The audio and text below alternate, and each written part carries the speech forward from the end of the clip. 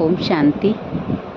हमारे खुश रहने में दो बातें हमेशा बाधा है। एक तो हम डरे हुए हैं, दूसरा हम गिल्ट में जी रहे हैं, हीन भावना में जी रहे हैं, या हमसे ये ऐसा क्यों हो गया, ये नहीं होना था। जो पास्ट में बातें हैं वो याद कर कर के दुखी हो रहे हैं, खुश नहीं रह पा रहे हैं। तो परमात्मा पिता कहते हैं कि बच्चे नष्टो मोहा बनो, इच्छा मात्रम अविद्या बनो।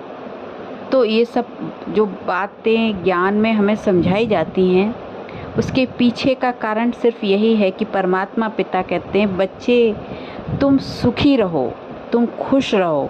और उसके लिए ये ज़रूरी है कि जहाँ जहाँ तुम्हारी मोह की रग है, जहाँ जहाँ तुम्हारी बंधन में बंधे हुए महसूस करते हो तुम, वहाँ से अपने को छुड़ाओ।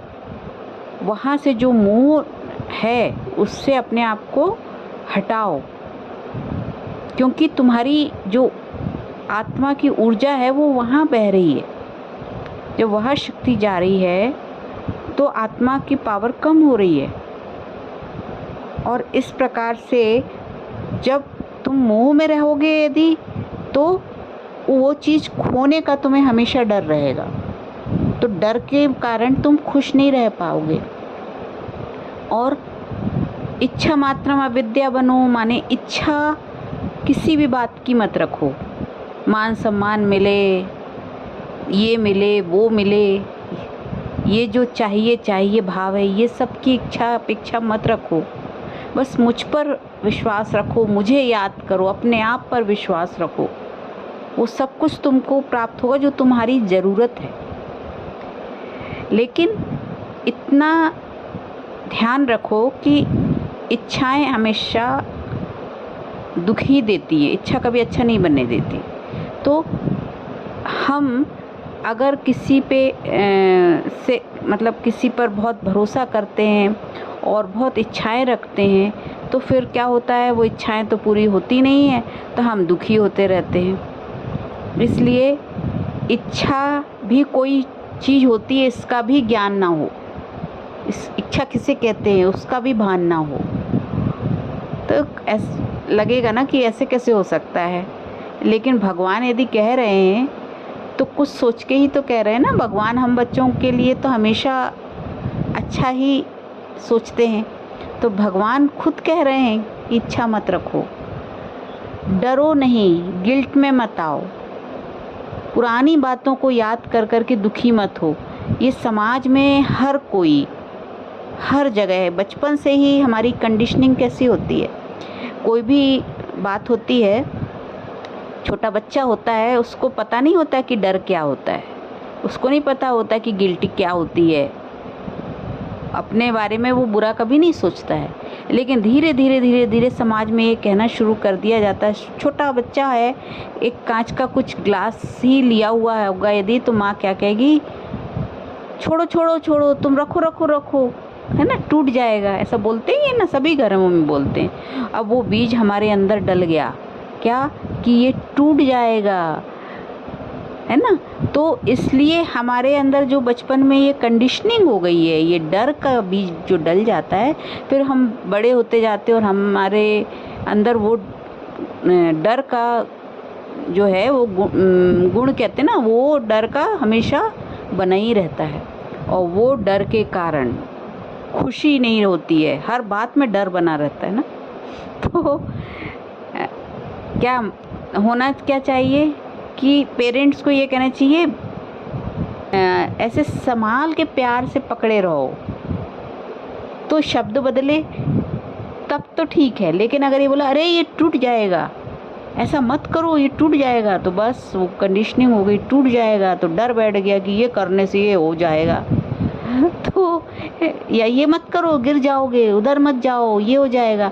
अब ये तो कंडीशनिंग हम पेरेंट्स की भी होती है, फिर पेरेंट्स से बच्चों के अंदर भी वही जाता है, और ये पीढ़ी दर पीढ़ी डर का खेल चलता रहता है। और यही डर के कारण दुनिया भी डराती ही रहती है, और डरने के कारण खुशी गायब हो जाती है। और कुछ टूट गया, कुछ नुकसान हो गया तो बार बार ये एहसास दिलाया जाएगा, तुमने ये किया, तुमसे ये गलती हुई, तुमने ये सब तोड़ा, तुमने ये ख़राब किया। तो वो गिल्टी से भी आपके अंदर की खुशी ख़त्म हो जाती है। बार बार वो बात याद आएगी, मेरे से ये हो गया, गलती हो गई, आत्मग्लानि में जीते रहेंगे फिर। तो समाज से तो यही मिलना है ना क्योंकि समाज से तो हमारा कनेक्शन है ना, उसी के बीच में तो हमारी कंडीशनिंग हुई है ना।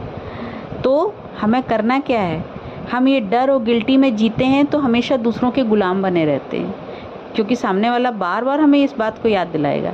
लेकिन परमात्मा पिता तो देखो कितना दयालु, कितना प्यार करते हैं। वो कहते बच्चे तुम ये डर और गिल्टी से मुक्त हो जाओ, आत्मग्लानि से मुक्त हो जाओ, स्वमान में टिक जाओ, आत्मा का सम्मान करो। तुम आत्मा हो, अपनी गुणों और शक्तियों को पहचानो। ऐसा दुनिया में कोई बोलता है, लेकिन ये परमात्मा बोलते हैं। तो यही तो प्यार है ना परमात्मा का। तो परमात्मा की बातों को सुनना, समझना, धारण करना, इससे क्या होता है, हमारे अंदर धीरे धीरे जो डर है वो ख़त्म हो जाता है, और जो आत्मग्लानि होती हैं, जो पुरानी पास्ट की बातें होती हैं, वो सब डिलीट हो जाती हैं। क्योंकि परमात्मा जो परम पवित्र है, उसको जब हम याद करते हैं तो कहते हैं जिसको हम याद करेंगे वो स्वरूप हमारा बन जाता है। धीरे धीरे धीरे धीरे हम सत्य ज्ञान को सुनना शुरू करते, पवित्रता को धारण करना शुरू करते हैं, पॉजिटिविटी से अपने आप को भरते जाते हैं। क्योंकि परमात्मा का ज्ञान समझ क्रिएट करता है। जब हमारे अंदर समझ बढ़ती है तो हम किसी भी बात को समझ सकते हैं, हमारा नज़रिया कुछ और हो जाता है। तो इस तरीके से जैसे कहते भी हैं ना कि नज़र बदलने से नज़ारे बदल जाते हैं, तो देखने का नज़रिया भी बदल जाता है।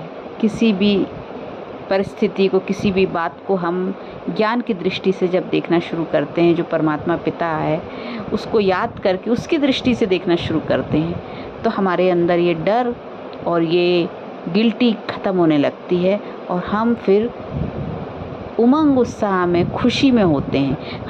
हमें कहीं और सहारे की ज़रूरत नहीं होती खुशी ढूंढने के लिए। अंदर ही अंदर हम शांत और खुशी को महसूस करते हैं, शांति को महसूस करते हैं, खुशी को, सुख को महसूस करते हैं, क्योंकि परमात्मा के साथ हम हमेशा रहते हैं। परमात्मा का संग करने से हमें ये बल मिलता है। तो यही तो प्यार है परमात्मा का।